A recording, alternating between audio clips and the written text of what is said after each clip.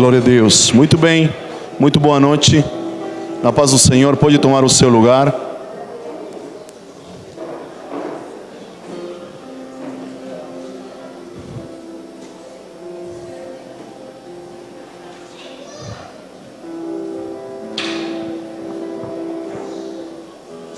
Muito bem, eu sou o Dario, como fui apresentado.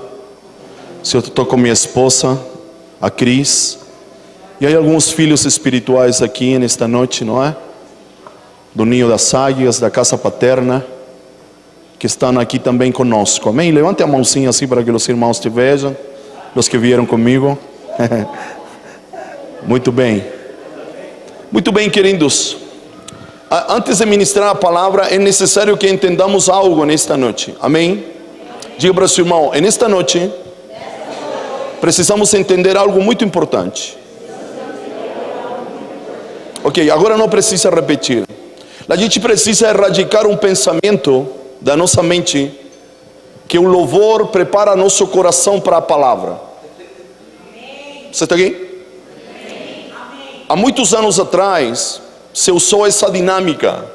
Então a gente usava o louvor, e não vou questionar se estava certo ou estava errado, mas usávamos como um relaxante muscular. Então o que acontecia? As pessoas chegavam agitadas do trabalho, do dia a dia. Então havia que cantar duas rápidas e duas lentas, para o povo entrar no clima. Você me está acompanhando? Sim. Esse pensamento precisa ser erradicado. Houve um tempo, talvez, onde o povo chegava e o louvor tinha que preparar o povo que chegava. Os dias que vivemos, o povo precisa chegar preparado.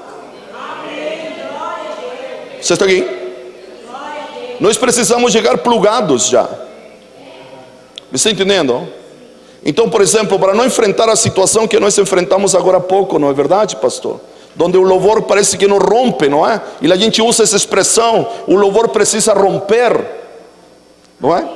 Mas não é o louvor que precisa romper, é você que precisa romper. Romper com um paradigma. Você está aqui? Somado a isso, nós temos uma ideia que parece que chegamos aqui e aqui nós vamos a encher de Deus. Observe, eu vou lhe dar um exemplo.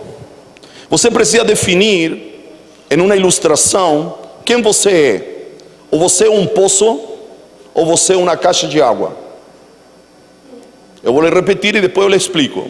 A gente precisa definir nestes dias com que símbolo a gente se identifica.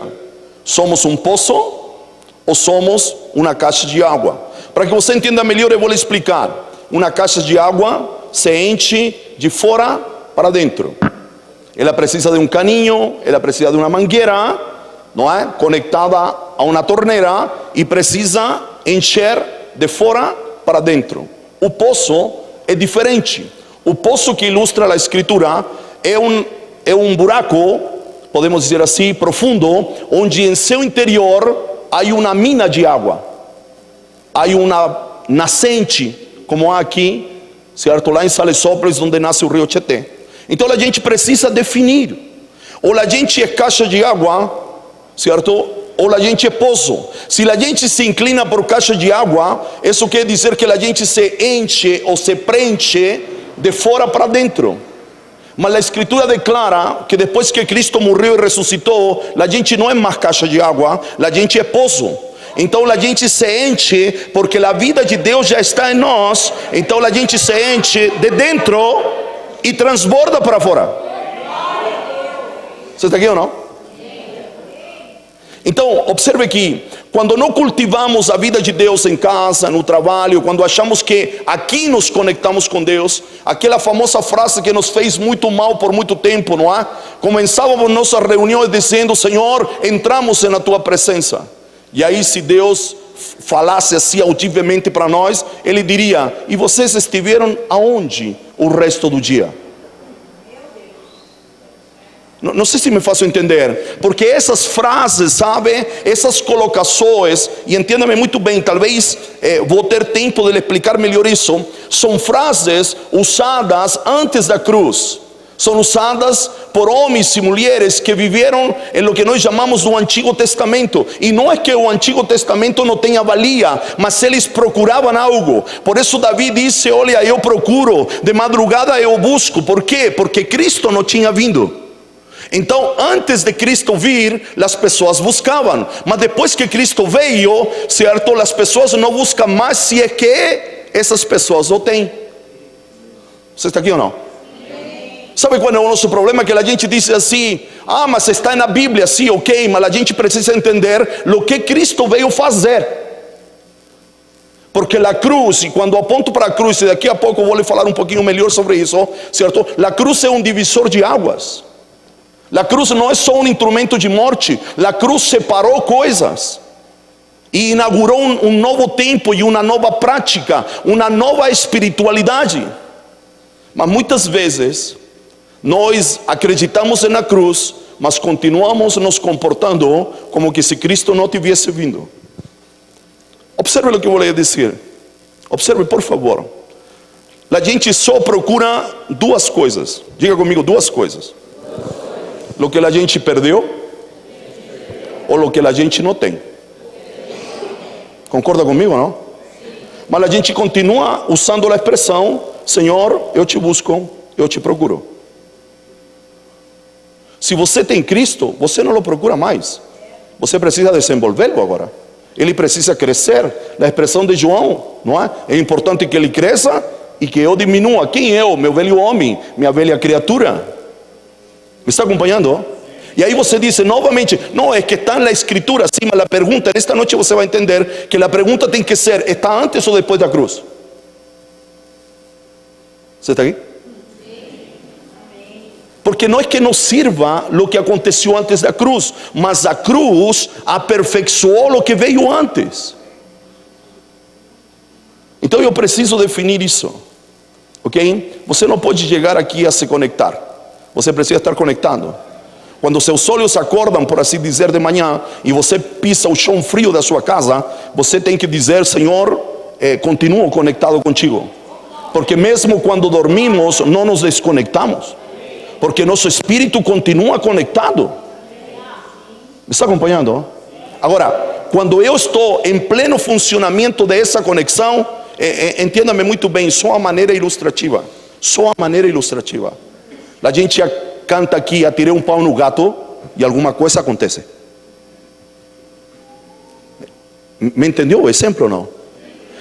Que quando estamos conectados, quando estamos transbordantes da vida de Deus, é indiferente o que acontece aqui. É indiferente. Indiferente se a letra la conheço ou não la conheço, se a música é aquela que eu gosto ou a que possivelmente não é que não gosto, mas não me agrada tanto, pouco interessa. Porque neste lugar se bota para fora, por assim dizer, o que cultivei lá em casa. Lo que cultivei lá no trabalho. Porque não posso ser só espiritual aqui. Essa ideia de santo e profano nos atrofiou a cabeça. Para os santos, tudo é santo. Donde você trabalha pode ser um ambiente santo, porque você está lá.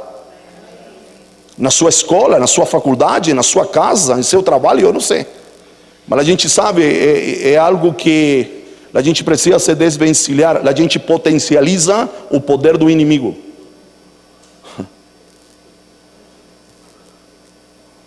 Diz: não, é que o inimigo, é que o céu está fechado. Eu vou lhe dizer uma coisa: na minha Bíblia, o céu foi aberto quando ele veio. Ele já veio, então o céu está aberto. Hebreus vai dizer que ele abriu um novo e vivo caminho. Ah, pastor, mas lá Isaías disse, certo? E o pastor Cirilo também cantava: abre o céu e desce. Mas está antes da cruz. Ele já veio. Me está entendendo? E Isaías não está profetizando a segunda vinda. Ele está profetizando a primeira. Aquele que veio para morrer na cruz. Ele não está profetizando que virá como um leão para governar sobre as nações. E aí está nosso problema. Que a gente faz uma mistura doida das coisas e a gente, entre aspas, não nos sabemos comportar em um ambiente espiritual. E que não é espiritual porque é igreja, É espiritual porque a gente espiritual se reúne aqui. Amém? Então, eu quero, pode parecer um puxão de orelhas, não é? Mas eu quero lhe animar. Amém? Porque amanhã vem o pastor Cristiano também, não é? Isso, o apóstolo Cristiano, mas não do Taubaté, o outro lado Petra. Isso, não é? Então, para que ele não passe isto que passamos aqui. Me está entendendo? Eu estou trabalhando para ele. Amém? Estou trabalhando para ele. Me está acompanhando? Então amanhã você se conecta, todo dia conectando. Quando vem de carro, da casa para cá de carro, em vez de você brigar com a esposa, você coloca um louvor lá e vem cantando.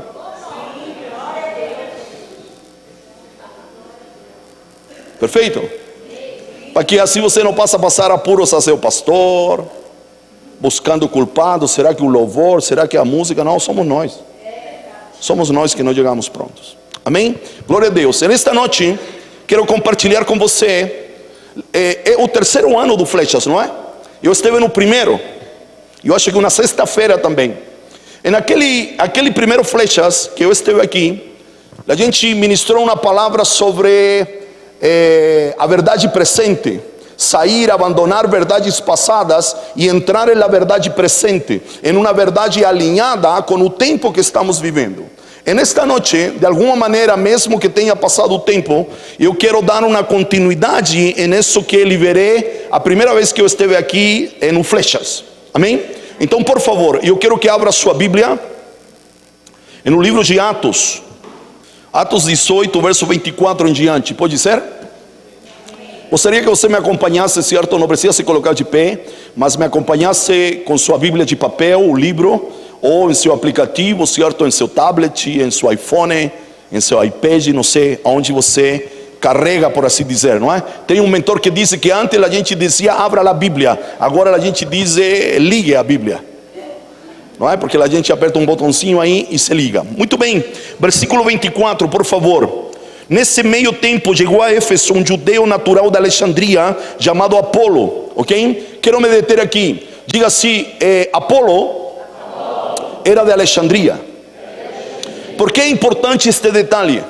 Porque se você vasculhar na sua memória, não é? Ou você ir ao Google e pesquisar sobre esta Alexandria, você vai chegar a um ponto, não é? Que existia uma biblioteca na Alexandria, que é uma biblioteca que se queimou, que tinha muitos livros, não é? Que poderiam, certo, a nível de conhecimento e história, ajudar muito a humanidade em nossos dias, mas ela se queimou e com ela se queimaram muitos livros. Por que este aspecto é importante? Porque Apolo era de uma cidade onde se cultivava a intelectualidade.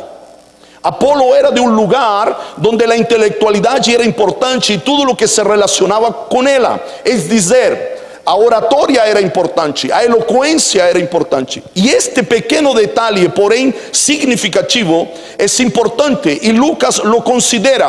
¿Por quê? Porque isso vai marcar o ritmo das seguintes declarações ou características de Apolo. Então, o primeiro que você precisa entender que Apolo tinha nascido em um lugar de cultura, em um lugar onde se cultivava, se podemos dizer assim, a eloquência, a oratória, certo? As pessoas falavam bem, eram pessoas cultas. Bem, verso 25. Ele era instruído no caminho do Senhor e, sendo fervoroso de espírito, falava e ensinava com precisão. Diga comigo, com precisão. Muito bem, ao respeito, falava com precisão ao respeito de Jesus, conhecendo apenas o batismo de João. Observe aqui, esta declaração é importante, e eu já ministrei isto aqui. Apolo tinha muitas características boas, próprias do lugar onde ele tinha nascido. Ele não era um super crente, ele não era necessariamente um cara com uma unção maravilhosa, não. Ele tinha características humanas muito boas, fruto do lugar onde ele tinha nascido. Então tudo isso que nós lemos, que ele era instruído no caminho do Senhor, era fervoroso, falava e ensinava com precisão, conhecendo apenas o batismo de João, verso 26. E ele, pois, começou a falar ousadamente na sinagoga. Observe, todas essas características eram fruto do lugar onde ele tinha nascido. Ok? Este é o primeiro ponto importante. Sabe por quê? Porque é importante. Porque as características de um indivíduo só terão valia para Deus se elas estão sujeitas ao senhorio de Cristo. Porque nenhuma habilidade humana consegue tocar o coração de Deus se esta habilidade humana não ter a sua base em Cristo. Você está aqui ou não? Esta é uma verdade fundamental para os nossos dias, porque por muito tempo nós acreditamos que nossas próprias habilidades, nossas próprias qualidades, nossas, não sei, talentos, dons, eles podem agradar a Deus. Não necessariamente. Por exemplo, eu sou professor e por muito tempo a gente encontrava com outro professor e se convertia e dizia: olha, eu dava aula no mundo, ou dou aula no mundo, então vou chegar à igreja e também vou dar aula. Não necessariamente. Mas às vezes a gente como que tem a necessidade de lo que fez antes de conhecer a Cristo, parece que também tem que fazê-lo depois. Não necessariamente. Porque entenda muito bem, as características humanas, os dons naturais, humanamente falando, por si só, nunca poderão agradar a Deus. Nunca. Entende o que é nunca? Um advérbio de negação. O advérbio de negação não muda, os verbos mudam, os advérbios não mudam. Então quando declaramos nunca, é nunca. Sabe qual é o melhor exemplo? Lucas 5, a primeira pesca milagrosa. Pedro era um bom pescador. Pedro talvez tinha uma boa embarcação.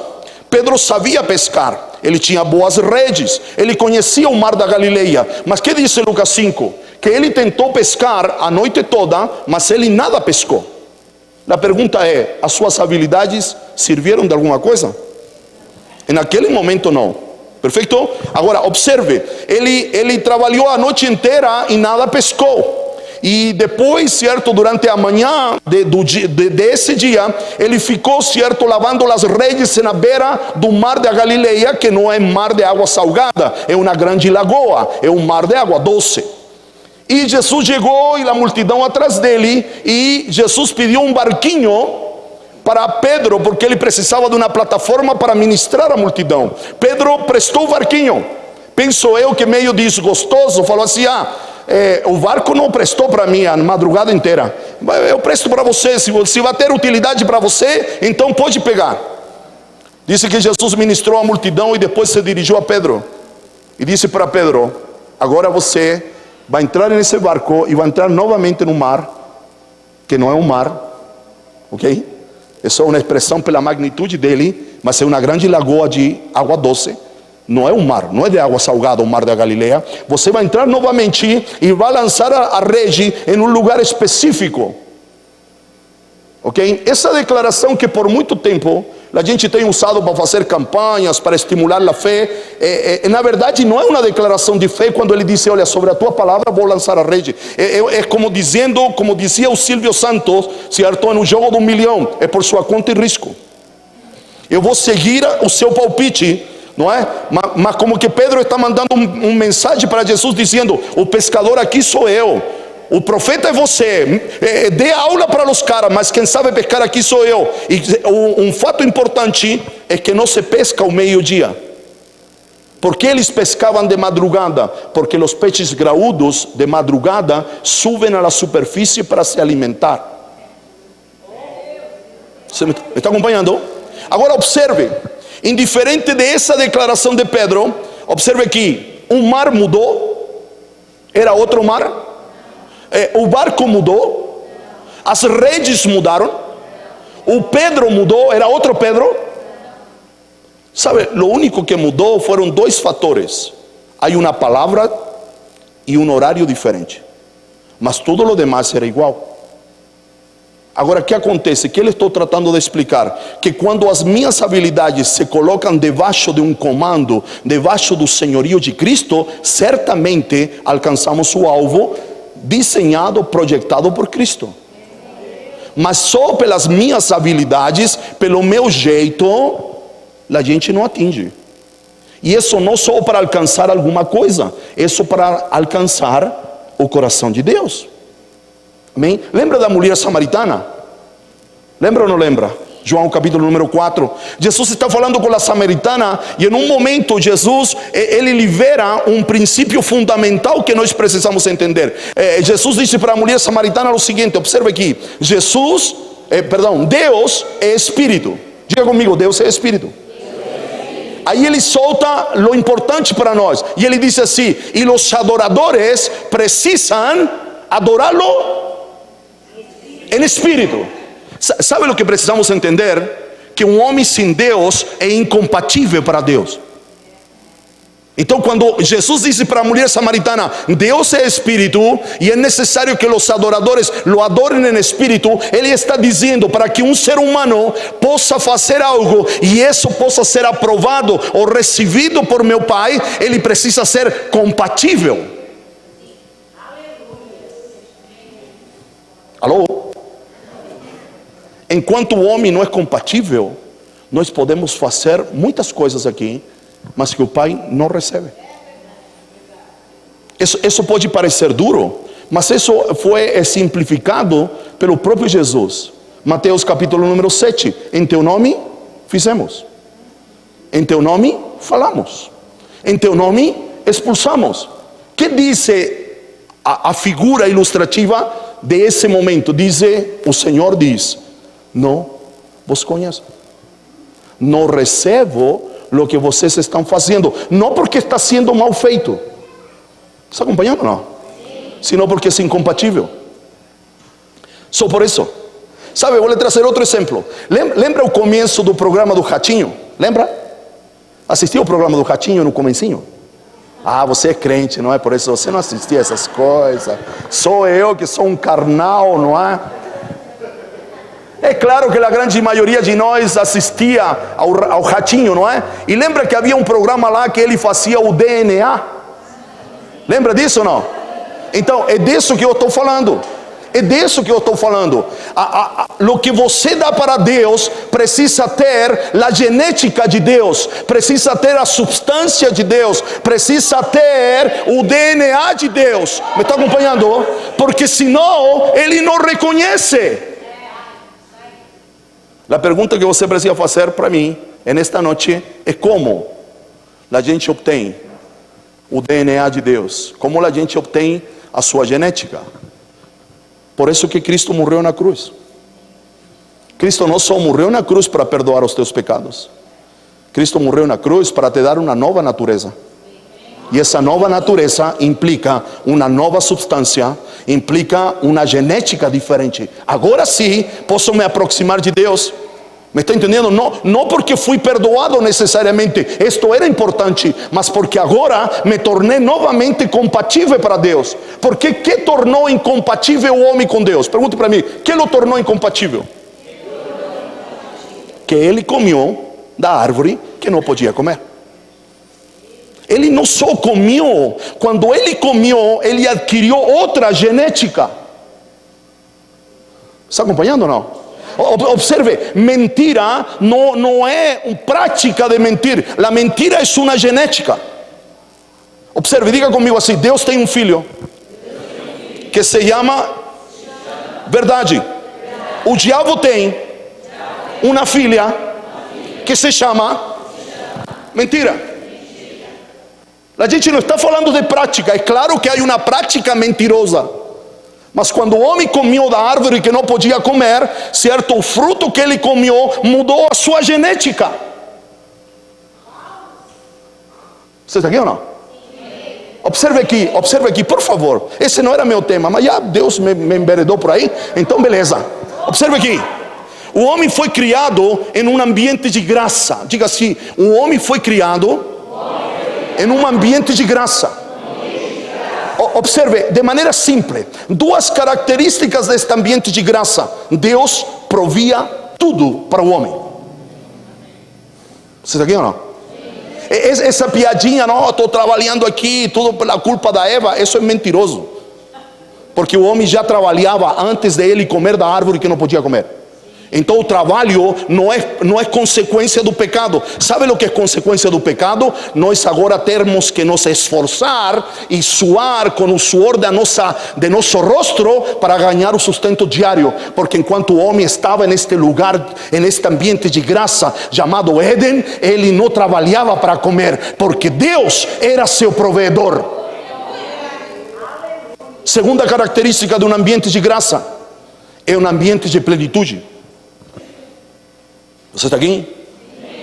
De plenitude. Agora observe, aqui neste tapete preto, certo? E não se guie pela cor, não é? Porque a cor pouco importa, certo? É um ambiente de graça. Quando o homem comeu da árvore que não podia comer, observe, não foi Deus que botou o homem para fora deste ambiente de graça.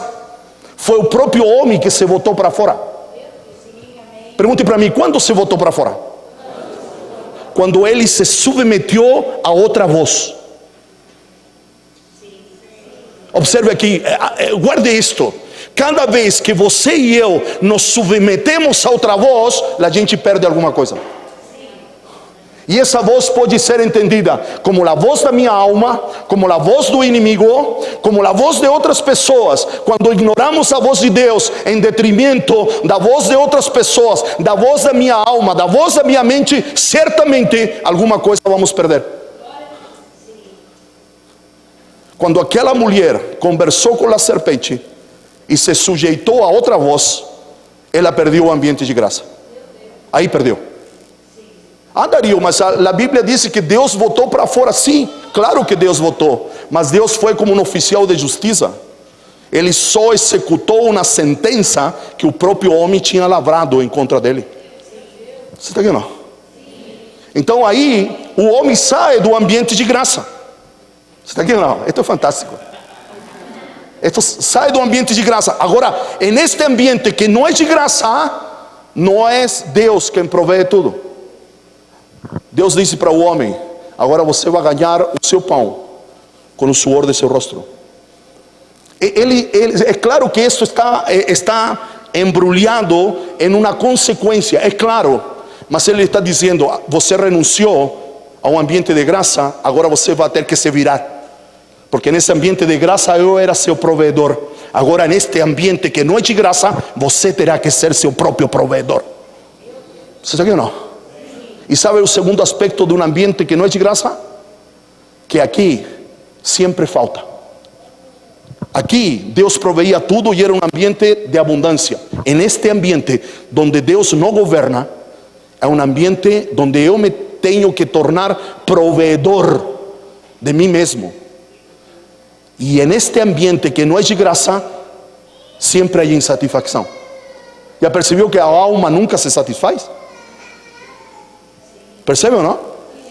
A gente anda de bicicleta e a gente diz: não, se o Senhor me abençoar e me dar um fusquinha, que legal. Deus dá um fusquinha, a gente quer um gol. Ou não? Você está aqui ou não? Não é assim? Porque a alma nunca se satisfaz. Nunca se satisfaz. Só que eu tenho uma boa notícia para você. Quando Cristo morreu na cruz e ressuscitou, fomos inseridos novamente em um ambiente de graça. Mas há um grave problema. Pergunte para mim, qual é o problema? Que o homem continua achando que ele tem que ser provedor da sua própria vida. Ele ainda continua achando que ele tem que fazer alguma coisa para. Você está aqui ou não? Sabe como chamamos a isso? Quando o homem saiu do ambiente de graça, ele entrou em um universo de meritocracia. Ele acha que tem que fazer algo para merecer alguma coisa. Em Cristo, por mais que a gente faça, nunca mereceremos nada. Porque nos tornamos merecedores de algo porque Cristo está em nós. Porque Cristo morreu e ressuscitou. Por isso nos tornamos herdeiros e co-herdeiros juntamente com Cristo. ¿Me está acompanhando?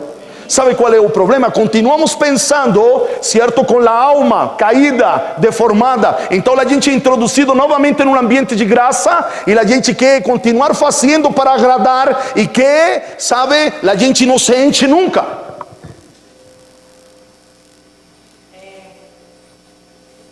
Essa é a nossa realidade. Pergunte para mim, como solucionamos o problema? Precisamos erradicar uma mentalidade de que temos que fazer algo para. Já viu que a gente se sente indigno? Querido, sem Cristo nós sempre seremos indignos. Não há uma possibilidade de eu ser digno sem Cristo. Nenhuma. Ah, é que moralmente eu sou o cara. Já viu essa frase? Que é uma frase, a ver, é uma frase, que adjetivo lhe dou? Uma frase ruim, para dizer pouca coisa. A gente conhece alguém e a gente diz, não, mas essa pessoa tem um bom caráter, essa pessoa é honesto, essa pessoa é justa. O único que falta nele é Cristo. A gente não fala assim. Então, meu irmão, se não tem Cristo, não tem nada. Le falta tudo. Porque moral e ética, no contexto do reino, são importantes, mas não qualificam ninguém. Porque o que qualifica, como disse Paulo, é estar em Cristo. E isso não quer dizer que a gente vai ser um pilantra, mas aquele que está em Cristo precisa entrar em uma vida nova. Você está aqui? Me está entendendo? Então você precisa entender que façamos o que façamos por nossa própria conta, a gente não agrada. Observe aqui, conhece Hebreus capítulo 11, verso 6? Eu conheço, eu lhe ajudo. Diga assim comigo: sem fé é impossível agradar a Deus. Ok, observe aqui, depois eu lhe explico isso. Mas a fé não é um sentimento que brota no coração humano. A fé é Cristo. Porque nem a fé que eu produzo como homem natural presta para a salvação. Você está aqui? Está acompanhando? Por isso que diz que a salvação é por fé. Não uma fé que surge de meu coração, do Adão caído. Não, o velho Adão teve fé e se salvou. Não. Tudo o que eu preciso para me salvar me foi dado por Deus. Tudo. Porque nada em mim corresponde a lo que o Pai pedia. Está acompanhando? Então, por favor, troque fé por Cristo. E diga assim comigo: sem Cristo é impossível agradar a Deus. Alô? João 15: sem mim nada podeis fazer. E esses dois textos são muito importantes. Porque como nós vivemos longe do ambiente de graça por muito tempo, a gente acha que sozinho a gente pode. Quando a gente que busca Deus? Quando a gente não consegue. Sim ou não? Quando a gente diz, não, tentei e não consegui. Agora, Senhor, estou aqui prostrado a teus pés. Estou buscando a tua direção. Isso. Deus não pode ser a nossa última alternativa quando nós tentamos tudo. Deus precisa ser nossa primeira. Antes de bater em qualquer porta, a gente tem que dobrar o joelho e dizer: Senhor, eu reconheço que não há competência em mim para solucionar este problema. Então, antes de recorrer ao gerente, antes de recorrer à minha tia que tem dinheiro, antes de recorrer ao empréstimo, eu estou aqui, Senhor, porque eu acredito que de Ti pode vir a solução para aquilo que eu estou vivendo.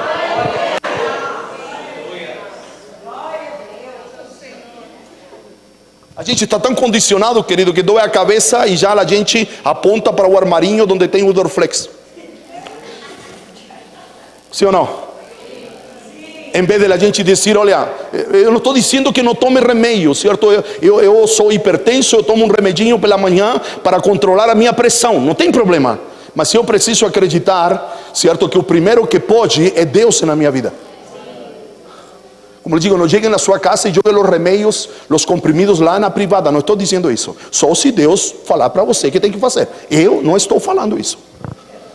Eu estou falando que a primeira porta que você precisa bater é a porta de Deus, não a última. Mas como vivemos tanto tempo longe do ambiente de graça, a gente acha que precisa fazer por onde? Tenho uma má notícia para você. A gente nunca poderá, por nós mesmos, produzir algo que seja compatível com Deus se a gente não está em Cristo e se nós não estamos desenvolvendo sua vida. Eu vou lhe dar outro texto, por favor. Mateus capítulo número 7. E aqui, daqui a pouco eu tenho que ir embora, não é? Isso sim. Não, mas tenho tempo, tranquilo. Mateus capítulo número 7.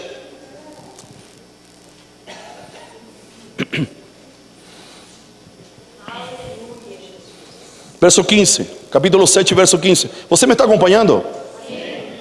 Sim? Daqui a pouco eu falo das qualidades dos flechas, ok?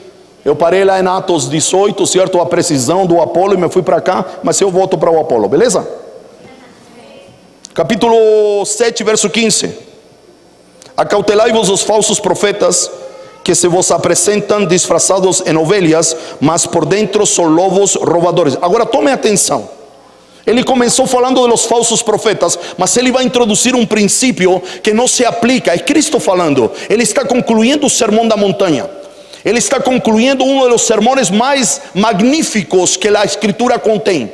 Ok? Agora ele começou falando dos falsos profetas, mas ele vai introduzir um princípio que não só se aplica para os falsos profetas, sino que é um princípio que pode ser aplicado, certo, em um contexto mais amplo e geral. Observe aqui, tome atenção. Está acompanhando aí na sua Bíblia? Muito bem, agora tome atenção, verso 16. Pelos seus frutos os conhecereis. Ok? Observe aqui. Colhem-se porventura uvas do espinheiro ou figos dos abrolhos? Claro que não, porque Deus já estabeleceu no livro de Gênesis que cada árvore tinha que produzir de acordo à sua espécie, sim ou não? Se é macieira, não pode produzir laranja, precisa produzir macieira. Só vai produzir laranja se há um enxerto nela. Mas como dizer, o caminho regular é que uma macieira produza maçã, uma laranjeira produza laranjas, um abacateiro produz abacate, um pé de morango produz morango, e aí por diante, sim ou não?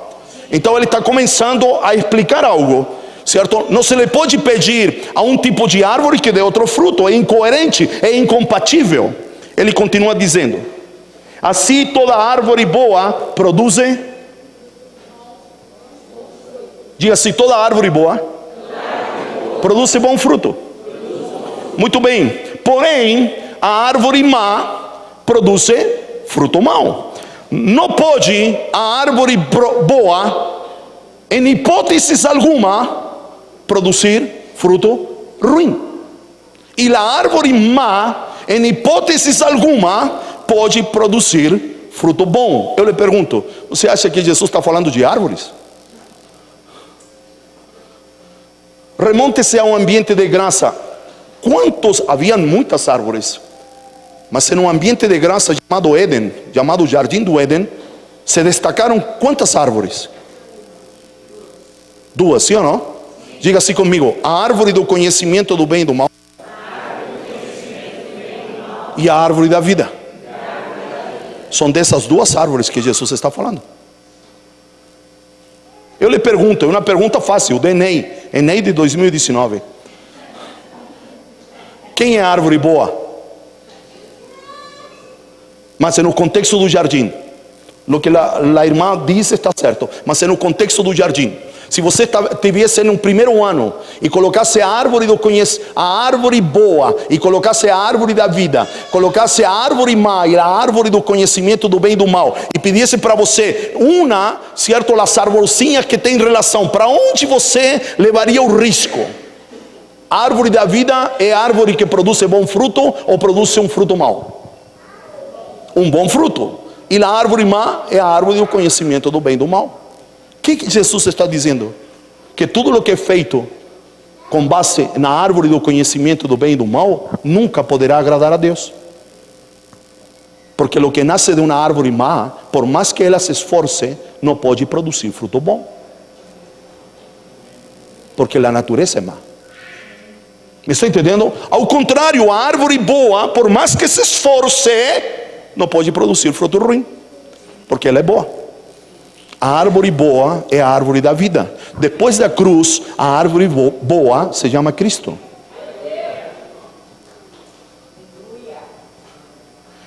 Então, tudo o que você faz com base em Cristo e conforme a sua vontade, o Pai bate palmas. Sabe como eu ilustro isso? A melhor piada que você conhece, você conta para Deus, mas com base na árvore do conhecimento do bem e do mal, e o Pai vai dizer para você: não tem outra aí não? Não gostei dessa não. Não tem outra. Agora, a pior piada que você conhece, partindo da árvore da vida que é Cristo Jesus, o Pai morre de gargalhada. Porque tudo aquilo que surge de Cristo, tudo aquilo que nós fazemos a partir de Cristo, o Pai recebe.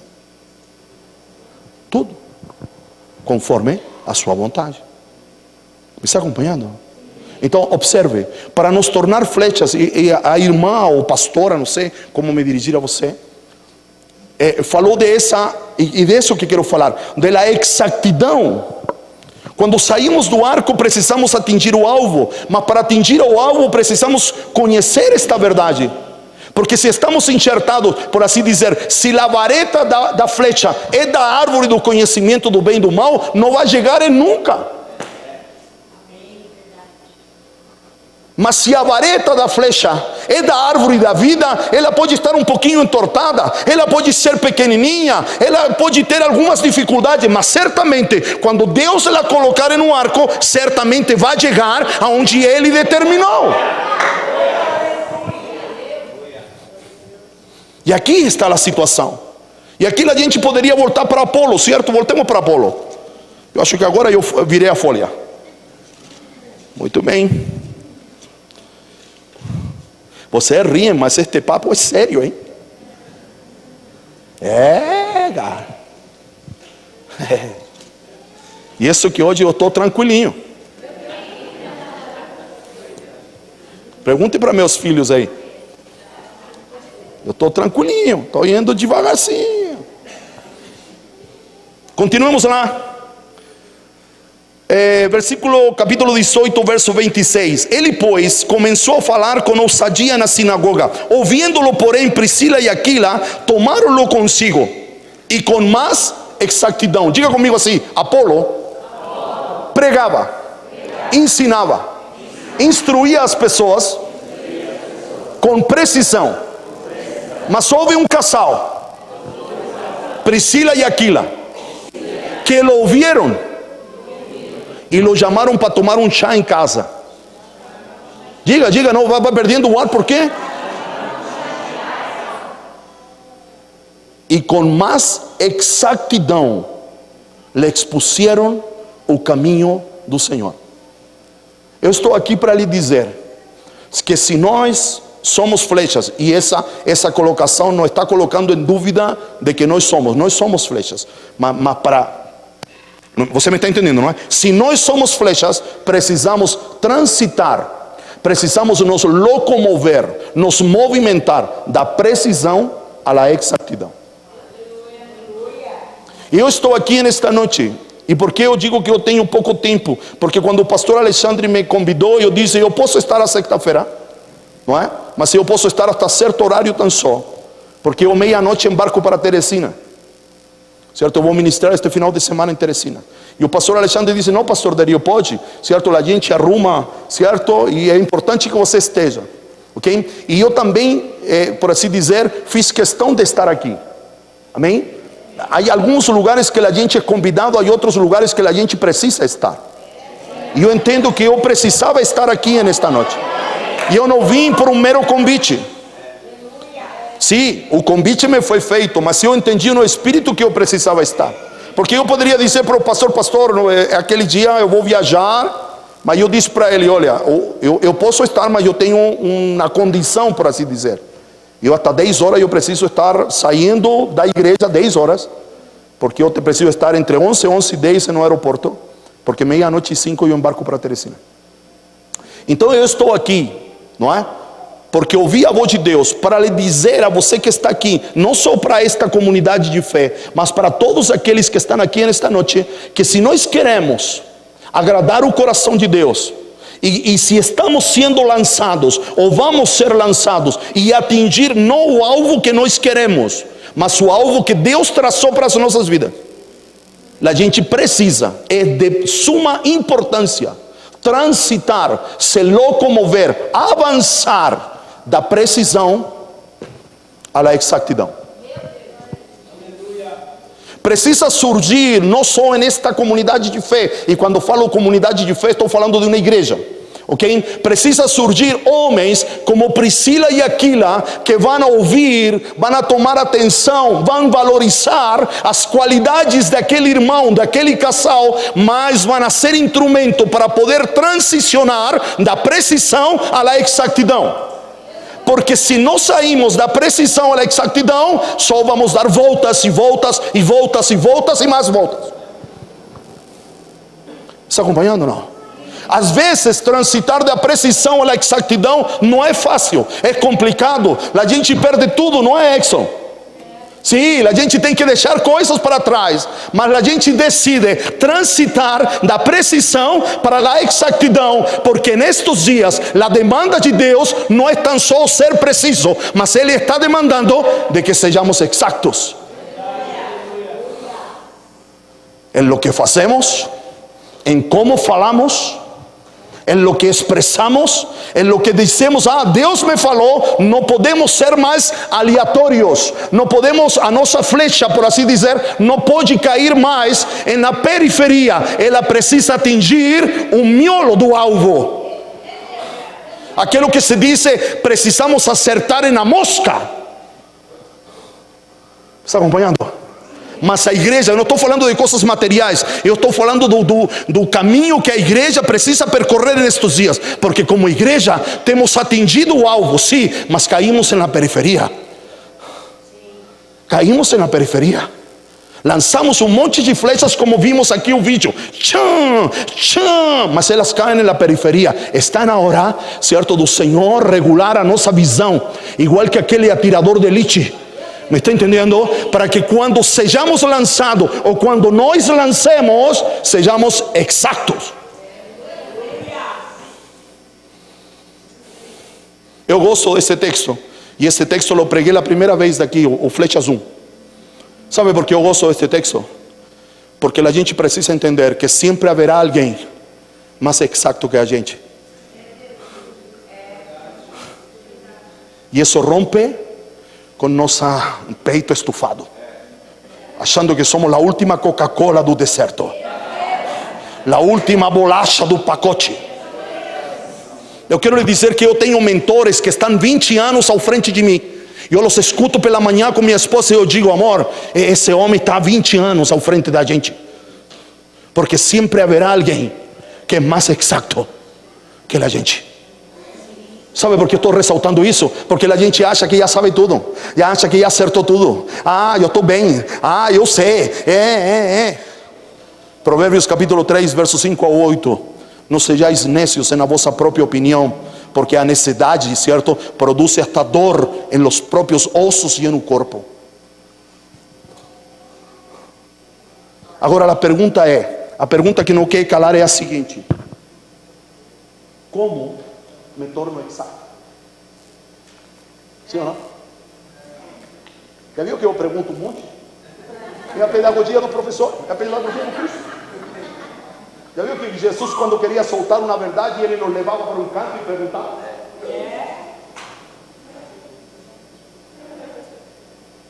Mas esta liturgia, como disse o irmão que estava ministrando o louvor, a liturgia mudou a pedagogia. Anote essa, saiu boa. Anote, eu vou ter uma frase de efeito aí. Sim, minha foto aí. Sim, minha foto. Só a frase, isso mesmo. Porque não estou para projetar a minha imagem aqui, não. Não quero saber de imagem mais. Com minhas frases. Só o meu nome lá e um cartazinho, tá bom, Andy? A liturgia estragou a pedagogia do Cristo. Porque sim, é verdade. Sabe por quê? Porque nós entramos em uma liturgia onde tem um cara que prega e um monte que faz cara que está entendendo. Então ninguém pergunta nada. Sim ou não? Por isso que eu lhe faço, pergunte para mim. Repita, sabe? Eu não estou querendo encher linguiça. Eu sou professor por muitos anos de aula de idiomas. E a repetição é muito importante. ¿Para quê? Para fixar. Então a pergunta que não quer calar é: como me torno exato? Como saio da precisão para a exatidão? Vamos lá. A Escritura resolve. Não é? A Escritura resolve.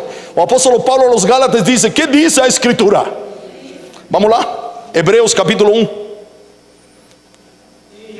Eita. Você está bem aí? Como disse meu amigo o apóstolo Luiz Hermínio, quando você sentir alguma turbulência, não se preocupe, porque máscaras de oxigênio vão cair, amém? Se segure bem, certo? Porque é turbulência, vamos passar.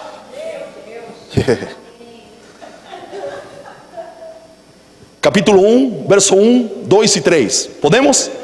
Observe aqui, tome muita atenção. Havendo Deus outrora falado muitas vezes e de muitas maneiras aos pais pelos profetas, nestes últimos dias nos falou pelo Filho, a quem constituiu herdeiro de todas as coisas, pelo qual também fez o universo. Agora tome atenção. Ele, o Filho, o Cristo, o ressuscitado, o glorificado, o ascendido, não é? Ele que é o resplendor da sua glória, Ele é a expressão exata de seu ser, sustentando todas as coisas pela palavra de seu poder. Depois de ter feito a purificação dos pecados, assentou-se à direita da majestade nas alturas. Então diga assim comigo: o instrumento que Deus usa para produzir exatidão em mim é Cristo.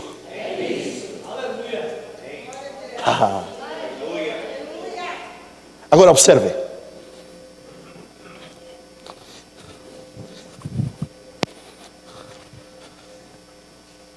O Cristo precisou passar pela cruz para se tornar um instrumento de exatidão.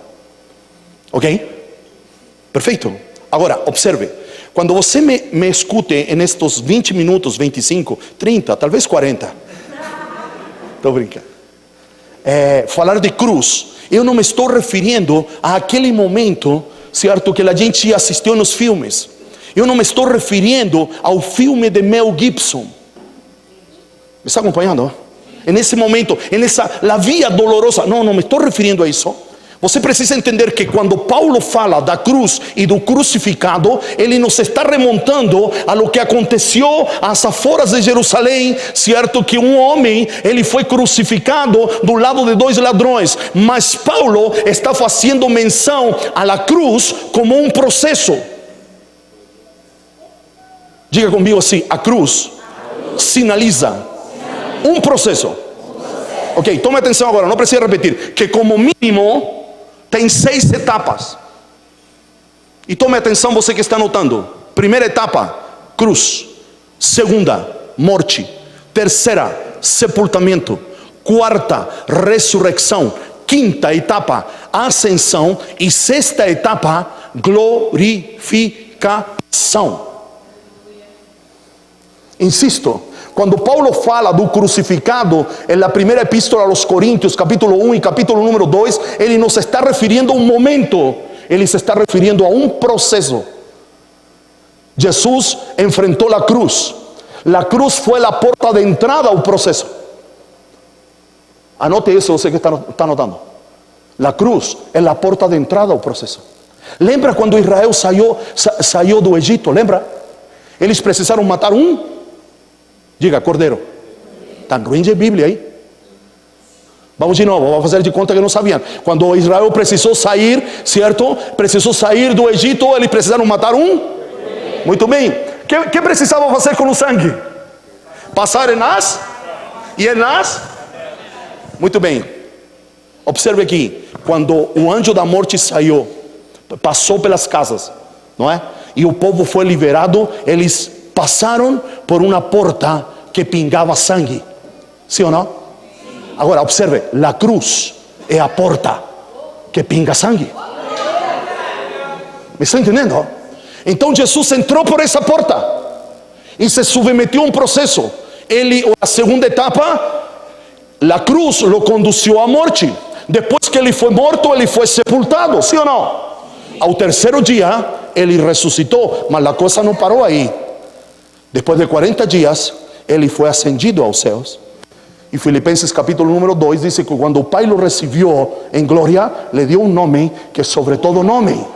Então o glorificou. Me está acompanhando ou não? Por que isto é importante? Sabe por quê? Porque muitas vezes nos encarinhamos, nos encantamos com um Cristo histórico, com um Cristo que nasceu em Belém, com um Cristo que viveu sua infância em Nazaré, com um Cristo que teve sua casa em Cafarnaum. Mas o que interessa para nós é o ressurrecto, o ascendido e o glorificado. É esse que apareceu a Saulo de Tarso no caminho. Não saiu o Jesus de Nazaré, não saiu o que morava em Cafarnaum, saiu o ressurrecto, o ascendido e o glorificado. Então o que eu quero lhe dizer com esta ilustração? De que para nos tornar exatos, precisamos passar pelo mesmo processo que Cristo passou. E eu faço minhas as palavras de los homens de Deus que não têm pregado só este tempo, mas há muitos anos atrás, que precisamos voltar para a pregação da cruz. Mas não, me está entendendo? Não a cruz, aquele momento de... Não. Precisamos ensinar a las pessoas que se reúnem em las comunidades de fé lo que implica a cruz, que implica um processo. Você precisa passar por esta porta que pinga sangue. É a expressão, há que passar pela cruz. Mas você precisa morrer. Quem precisa morrer? O seu velho homem, a sua velha mulher. Você precisa morrer para seus anhelos, para seus anseios. Observe aqui, certo? Quando o homem, certo? O homem do jardim, eles comeram da árvore da vida, comeram da árvore do conhecimento do bem e do mal. Eles trocaram o possessivo de primeira pessoa, de terceira pessoa por primeira. E no jardim era todo dele, era todo seu, era todo do Senhor. Depois de comer da árvore do conhecimento do bem e do mal, o homem disse: agora tudo é meu, é a minha vida, é meu tempo, é meu dinheiro. Me está entendendo? Mas quando voltamos para Cristo, nós precisamos morrer para o meu e ressuscitar para o céu. Se alguém lhe diz: venha para Jesus e ele cumprirá os seus sonhos, eu quero lhe dizer que ele enganou.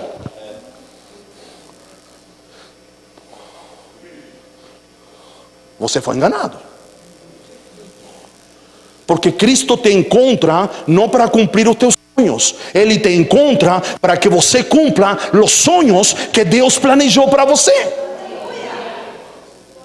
Então há que morrer a nossos pensamentos, a nossas vontades, aos nossos desejos. Precisamos morrer a essa velha natureza, a esse velho homem. E precisamos sepultá-lo muito bem sepultado. Você lembra que Moisés matou o egípcio? Lembra? E aonde o enterrou? Você se lembra onde o enterrou? Na areia, não é, meu irmão? Então muitas vezes nós cometemos o mesmo erro de Moisés com nosso velho homem, com nossas velhas práticas, com tudo isso de velho que nós trazemos fora do ambiente de graça. E a gente o enterra aonde? Na areia. Por que não é bom enterrar na areia? Porque daqui a pouco corre um ventinho. E ó, você viu o Auto da Compadecida?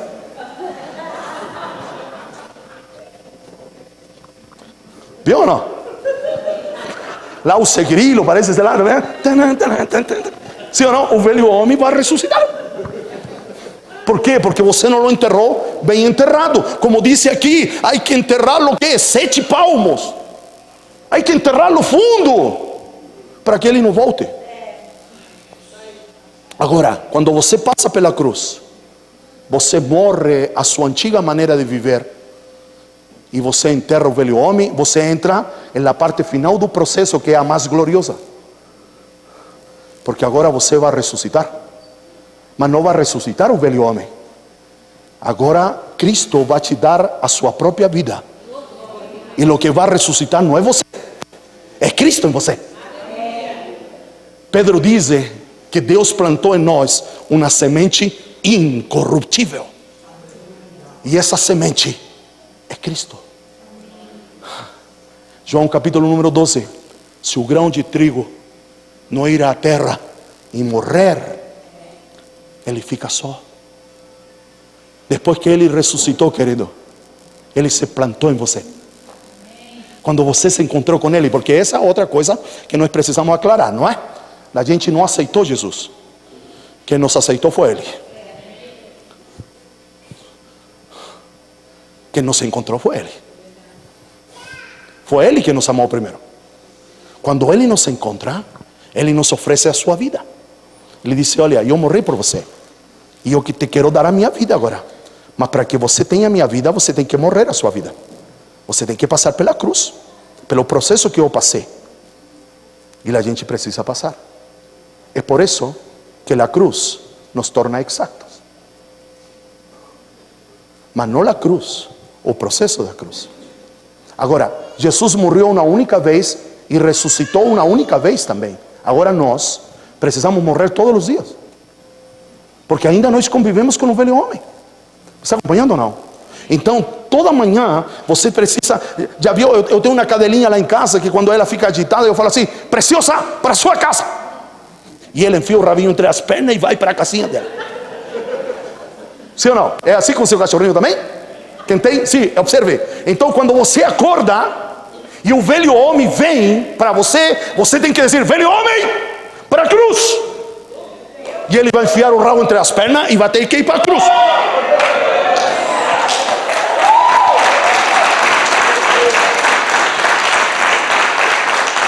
Porque esse é o lugar dele. E ele precisa ir para a cruz. Sabe por quê? E ser crucificado, como disse Paulo em Gálatas 2:20: eu já estou crucificado e não vivo mais eu, mas Cristo vive em mim. E a vida que eu manifesto não é mais a minha vida, não é mais meu jeito, não é mais meus pensamentos, mas é a vida daquele que morreu e por mim se entregou. Está acompanhando nisso? Então você precisa mandar o velho homem para a cruz. Para quê? Para que a vida de Deus, uma dose, uma medida da vida de Deus se manifeste em você, para você enfrentar o seu dia. Porque se você não mandar o velho homem para a cruz, certamente você vai ter problemas para viver o seu dia. Você vai ter problemas. Você vai ter complicações. E isso, não me entenda mal, que se você tem a vida de Deus, você não vai ter problema. Não, vamos continuar tendo problemas. Mas esta leve e momentânea tribulação não se compara. Disse Paulo, segundo aos Coríntios, capítulo número 4, é leve e momentânea, vai passar. Então nós vamos passar por cima. Vamos superar qualquer obstáculo. Sabe por quê? Porque o Salmo 23 declara: o Senhor é meu pastor e de nada sentirei falta. Não, nada me faltará. Essa não é a melhor tradução. Porque eu lhe pergunto: o Senhor é seu pastor? Sim. Seja sincero então comigo. Nunca lhe faltou nada? A mim já me faltou. Te faltou algo, Daniel? Mesmo sendo o Senhor o teu pastor? Sim, então algo está errado. O que está errado? A tradução.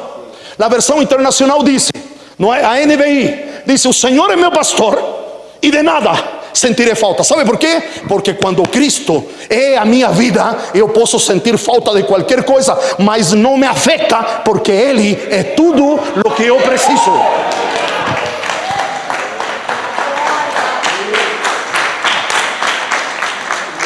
A gente não precisa de mais nada. E isto não é um pensamento positivo. Em Cristo nos foram dadas todas as coisas. Tudo o que você precisa está em Cristo. E vou lhe dizer mais: se está em seu interior, você não precisa nada do lado de fora, porque tudo o que você precisa está no lado de dentro, está em seu interior, porque você é casa. Ela disse aqui: nós somos morada, nós somos casa, nós somos tabernáculo de Deus agora. Ele não, ele não mora fora, Ele mora dentro.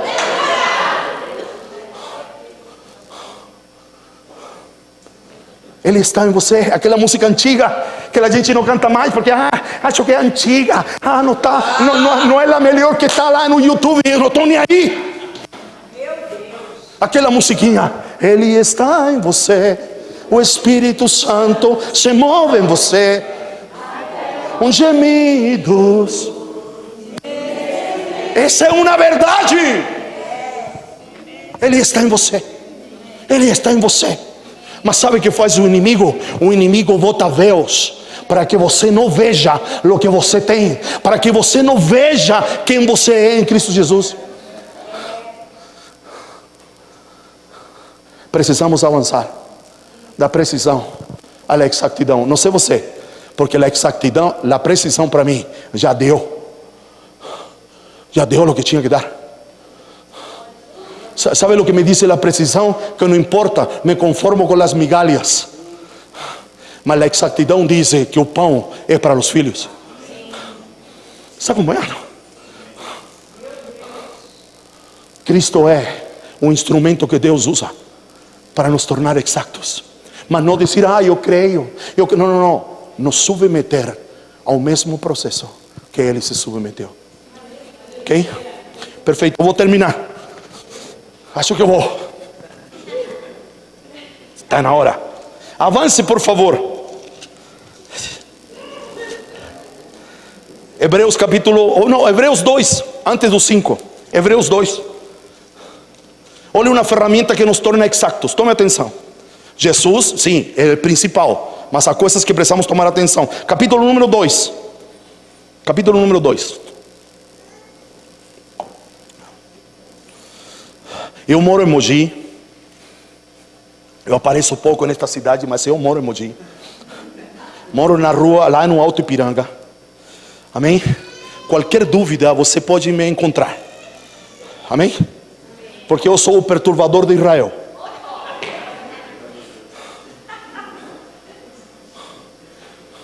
E eu não vim para trazer muitas respostas.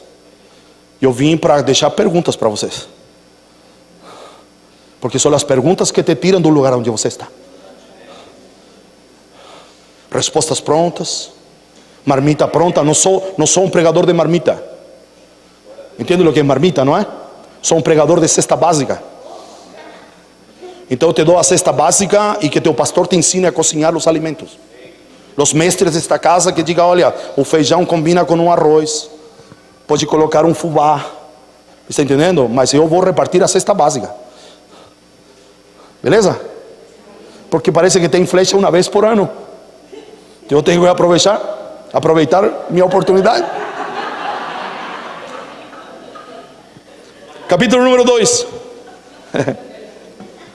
Não é isso, por se alguém disse, o cara deixou muitas perguntas. Ok, eu estou à sua disposição para responder as suas perguntas. Porque acredito num profético que gera perguntas, mas que busca junto respostas em Deus. Eu sou um profeta da Escritura, não necessariamente aquele que diz assim diz o Senhor, mas pela Escritura eu te estou mostrando aquilo que Deus quer para a sua vida. Não te estou prometendo casa, nem carro novo, nem que vai casar com fulano ou com fulano, mas esta palavra vai te colocar sobre o trilho. Capítulo número 2, verso 1. Por esta razão importa que nos apeguemos, que consideremos com mais firmeza as verdades ouvidas, para que delas jamais nos desviemos. Olhe para mim. Sabe que te torna também exato depois de Cristo, complementando tudo isto? É você tomar atenção a tudo o que Deus já tem falado. Diz aqui, tomem atenção nas palavras que já foram ditas a vocês. Para quê? Para que não se desviem. Não é se desviar do caminho, não é voltar para o mundo, mas para que você seja removido do trilho. Quantos dirigem? Quantos fazem manutenção no carro? Ok, você sabe que de tempo em tempo o carro precisa passar por um alinhamento? Porque pelas ruas ruins, com buraco, as rodas ficam assim meias bambas, é assim. Eu não entendo nada de carro. Observe o que eu vou lhe dizer. Anote aí outro, não uma frase de efeito, não sou um homem de frases de efeito. Mas observe aqui, todo movimento produz desalinhamento. Mesmo que esse movimento seja no reino de Deus. ¿Está entendendo? Todo movimento produz desalinhamento. Então o que quero que entenda? Que mesmo que estemos nos movimentando no reino de Deus, alguma coisa vai sendo desalinhada enquanto estamos nos movimentando, pastores. Então de tempo em tempo, ao igual que o carro, precisamos ir para a oficina, não montar naquele bagulhinho lá para subir o carro e olhar as rodinhas, como estão girando. E o homem, que não sei como se chama o profissional, vai dizer, olha, está desalinhado, e vai colocar um chumbinho na rodinha. Sim ou não? Para que quando você solte o volante, certo? O que acontece quando o carro está desalinhado? Você solta o volante e você diz, não, vou para lá, e o carro vai para cá. Sim ou não? Tem muito crente assim. Dizem, não, estou seguindo a Jesus, estou aqui, sim, estou aqui. Você precisa ser alinhado pela palavra de Deus. Cristo é o trilho pelo qual você precisa transitar. Mas para nós permanecer, para não ser removidos do trilho, precisamos tomar atenção a lo que o Senhor já tem dito.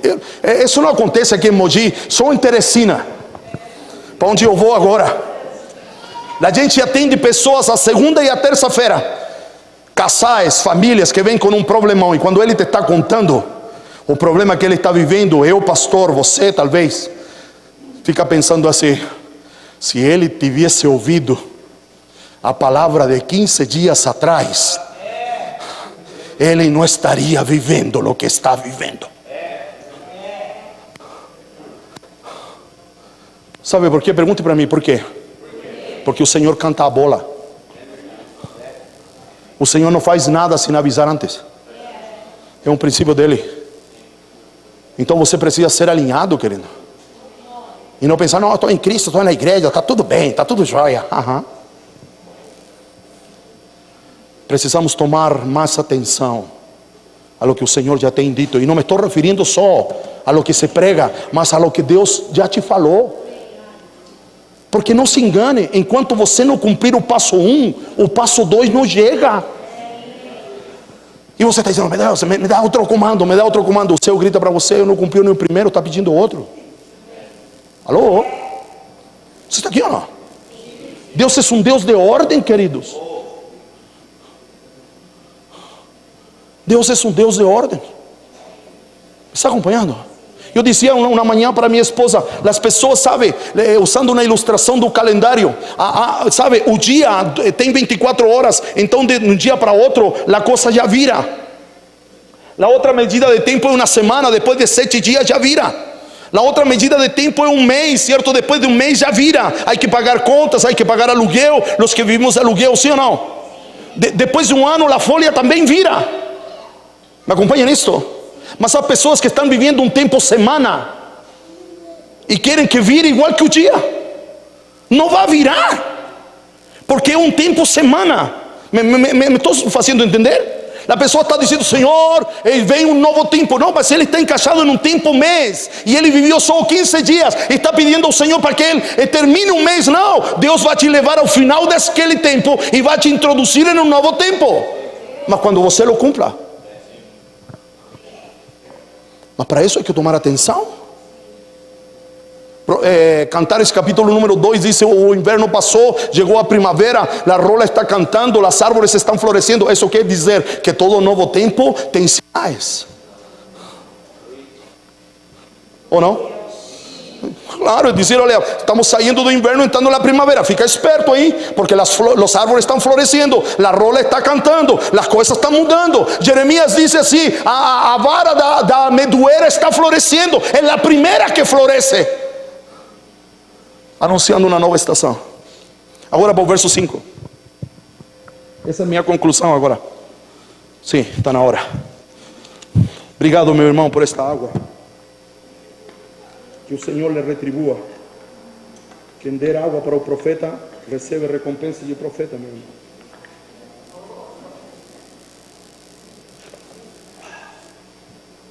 Capítulo 5, verso 11.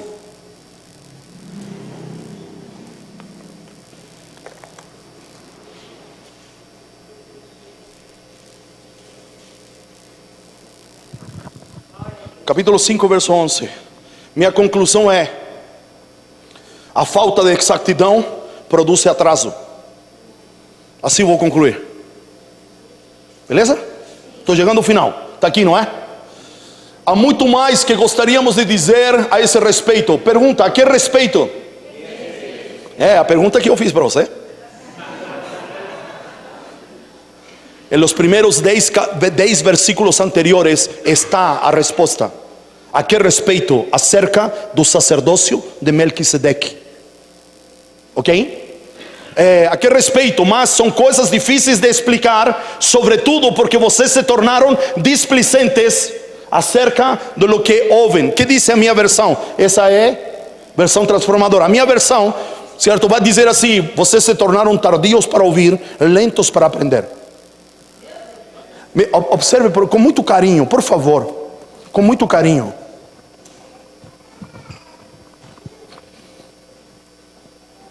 O apóstolo aos Hebreus, ele não está dizendo que o tema que ele traz, ou que ele trazia, porque ele não vai dar continuidade, é difícil de entender. Ele está dizendo: porque vocês se tornaram lentos para ouvir e tardios para aprender, vocês vão ter dificuldades em entender aquilo que eu ia dizer. Mas o que eu ia dizer não é difícil de entender. Perezosos para ouvir. Me está acompanhando? Então, com muito carinho, amém? Com muito amor. Se há coisas que nos custa entender, é porque nos tornamos lentos para ouvir e tardios para aprender. Não sou eu que disse, é a Escritura. Perfeito? Me está acompanhando? Então, a falta de exatidão me deixa para trás. Vocês se tornaram tardios. Verso número 12, por favor. A esta altura, na minha versão, não na minha, na versão que eu tenho, diz: para o tempo.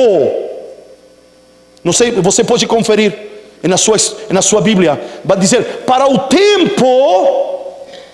O que traduz aqui: a esta altura, para o tempo, vocês deveriam estar ensinando outros. Me está acompanhando? Observe, ele les está dizendo: para o tempo, você deveria estar em outra etapa. Isso é o que ele está dizendo. Ele não está dizendo: não, vocês já deveriam ser mestres, certo? Não, ele está dizendo: para o tempo que vocês levam, vocês já deveriam estar em outra etapa. Mas vocês ficaram grudados, parafusados na etapa anterior.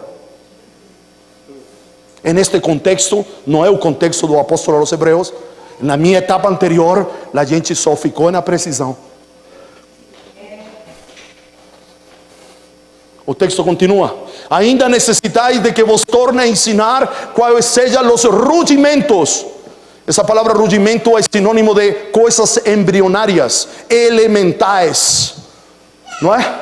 Das palavras de Deus, e vos habéis feito tais que necessitam de leite e não de alimento sólido. Diga-se comigo: as crianças tomam leite, os adultos comem feijoada. Isso é o que está dizendo em um português chulo.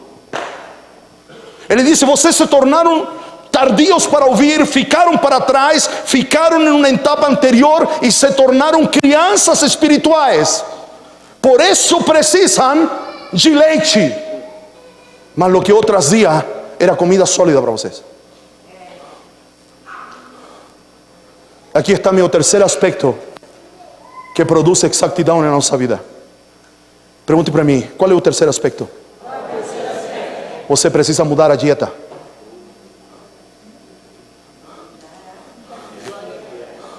Você precisa mudar a dieta.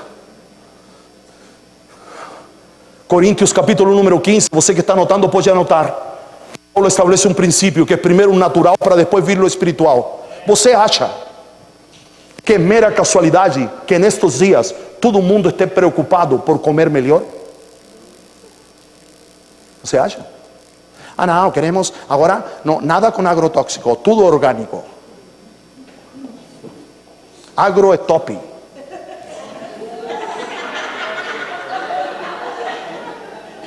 Você acha que é mera casualidade? O mundo natural está apontando para uma verdade espiritual. A igreja, nós precisamos mudar de dieta. Precisamos sair do leitinho para a comida sólida.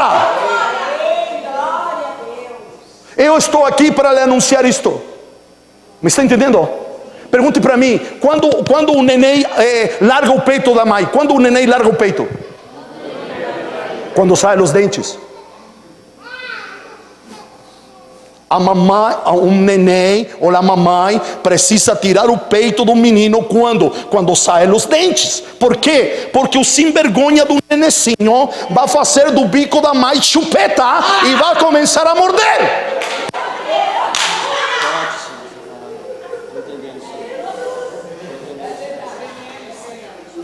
Observe aqui, não se enoje comigo, por favor.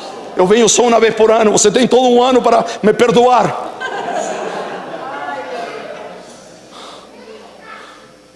Me perdoe meu vocabulário grotesco agora. Amém? Mas tem um monte de crente que continua mamando na teta de Deus. E os dentes já saíram há muito tempo.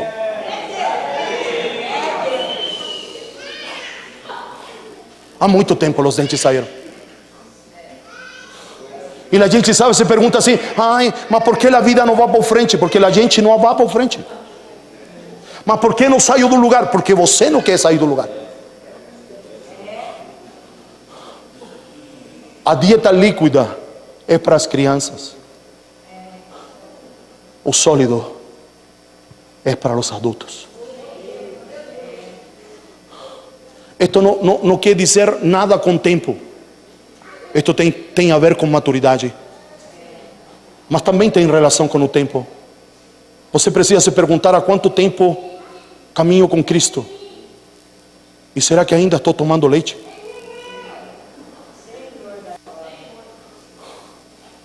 Porque o alimento líquido é para as crianças. O alimento sólido é para os adultos. Me dê o próximo texto. Versículo número 13. Tchau. Porque qualquer que ainda se alimenta de leite não está experimentado, não alcançou maturidade. Me está entendendo? Na palavra da justiça, porque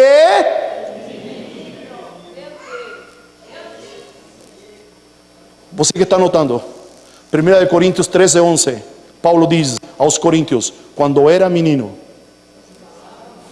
falava, sentia, pensava ou julgava. Essa palavra pensar é mais próxima de avaliar as coisas. Mas agora sou homem, sou varão, disse uma tradução. Estou no processo de maturidade, então deixei as coisas de menino. Me dê o próximo. 14. Mas o mantenimento sólido, a comida sólida, a feijoada, é para quem? Para os adultos, para os perfeitos. Essa palavra perfeito, querido, é sinônimo de maturidade. É teleios no grego. Não é aquele que não peca, não é aquele que não erra, não é aquele que fracassa, mas é aquele que aprende com seus próprios erros, que lo vão tornando cada vez mais maduro, mais próximo da marca que Deus estabeleceu de altura, ou de estatura, melhor dizendo, de um varão perfeito. Porque a comida, mas o mantenimento sólido é para os maduros, os quais, em razão do costume, da prática, vai dizer a minha versão, têm os sentidos exercitados para discernir tanto o bem como o mal. Diga assim comigo: a salvação é como um músculo. Se a gente lo exercita, ele cresce. E a gente cresce. Uau! Você está aqui? Observe, le vou contar uma experiência. Vou fazer 53 anos. Por recomendação de meu cardiologista, ele disse: Dario, tu precisa não só caminhar, tu precisa fazer musculação, porque você vai começar a perder massa, não é? Então você precisa se fortalecer, Dario, ok? E fui. Nunca tinha feito isso, nunca na minha vida. Sou de uma geração onde não importava o exercício, só jogar bola e empinar pipa. O primeiro dia, meu irmão,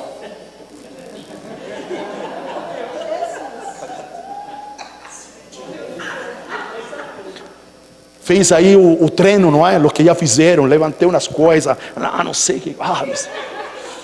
E estou lá relaxando, não é? Naquela, não sei como chama, como uma bicicletinha, nisso, não é? Lá, e eu lá já, irmã, sabe? E ainda lá dessa academia, quando você para, ele para. Então eu não consegui ainda me acostumar e eu parei umas 5 vezes. Mas depois peguei o ritmo e fui. E aí eu estava, Senhor, me ajuda, Senhor. Aí coloquei um louvor, Central 3, tem tudo a ver com Ele. Eu disse, Senhor, é agora. Tem tudo a ver com Ele. E eu lá, imagina, Tati, eu me doendo tudo. E a voz do Senhor veio desde meu interior. Com isso eu vou terminar. Observe aqui. Por isso eu lhe disse no começo, não se ouve só Deus aqui, se ouve em qualquer lugar. Porque onde eu vou, Ele vai comigo. Sabe? Você precisa ter uma revelação clara e exata do Emmanuel, o Deus conosco. E eu estou lá, tem tudo a ver com Ele. Eu sei, Senhor, vamos lá, me ajuda, Pai. E a voz do Senhor surgiu em meu interior e me disse assim: enquanto você se preocupar com a dor externa e ignorar o ganho interno, você vai desistir. Vou ler de novo, ó. A voz de Deus me diz: enquanto você se importar com a dor externa e não enxergar o ganho interno do exercício que você está fazendo, você vai desistir. Então ele disse assim: mesmo que você não veja nada, há um ganho interno, que mais dias, menos dias, vai aparecer. E aí, certo, a alma minha gritou: mas se eu não perder peso? Aí Deus disse para mim: o lance não está em perder peso, mas em ganhar massa muscular. Você está aqui? Então, termino minha palavra lhe dizendo: precisamos sair da precisão à exatidão. Diga comigo assim: crescer dói. Dói. Sim ou não? Dói. Agora, querido, se você se vidrar na dor externa, você vai ser vencido. Mas se você se concentrar em um ganho interno, e qual é o ganho interno? Cristo está crescendo dentro de você.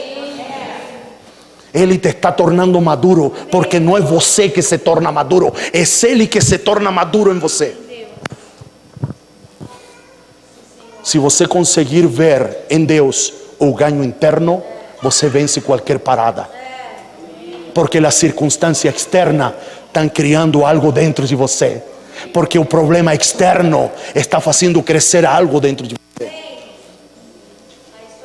É necessário, é oportuno que como flechas avancemos da precisão à exatidão, para que não fiquemos para trás, para que não nos aconteça como estes homens, que se tornaram tardios para ouvir, lentos para aprender e ficaram para trás. Observe aqui.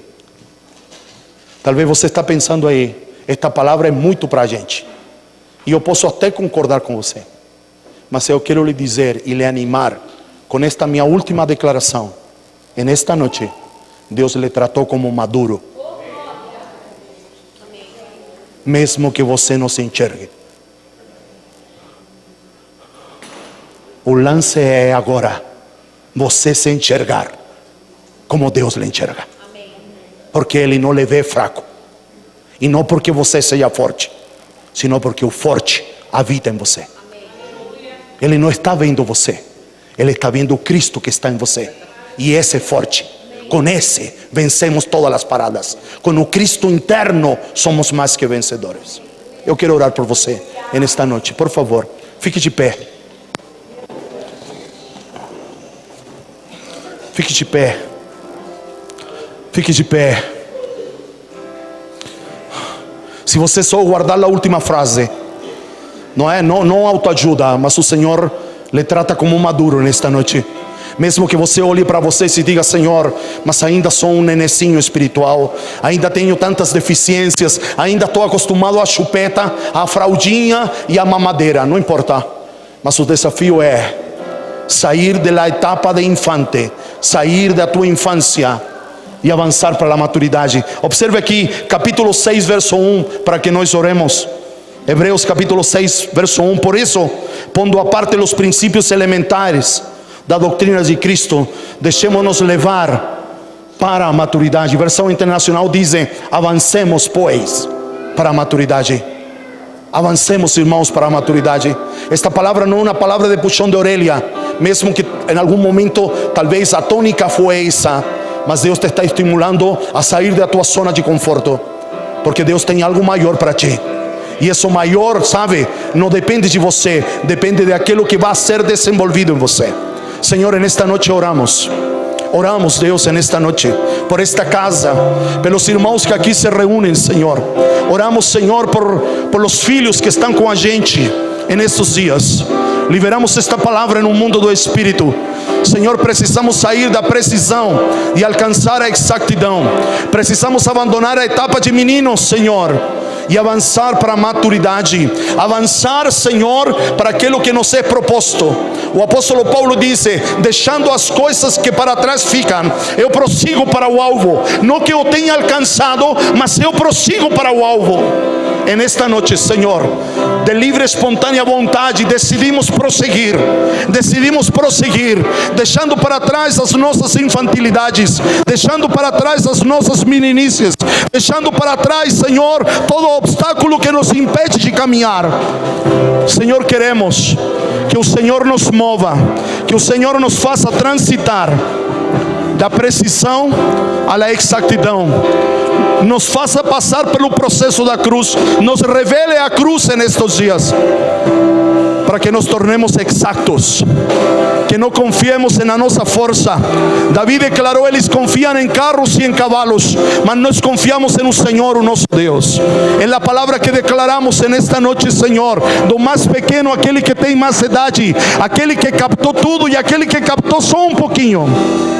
Mas que esta palavra, através de teu Espírito, possa se tornar vida e possa trazer luz a nosso entendimento, a nosso coração.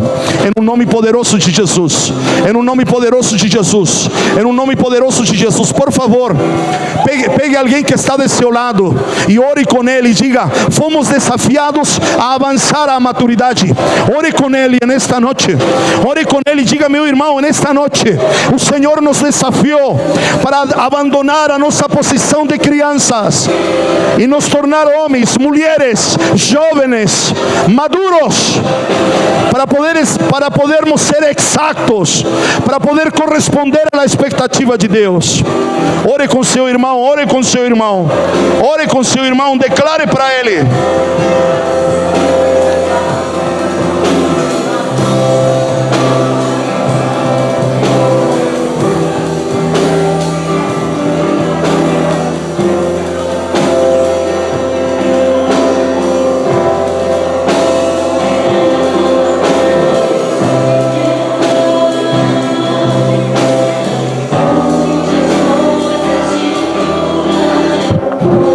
Senhor, se Deus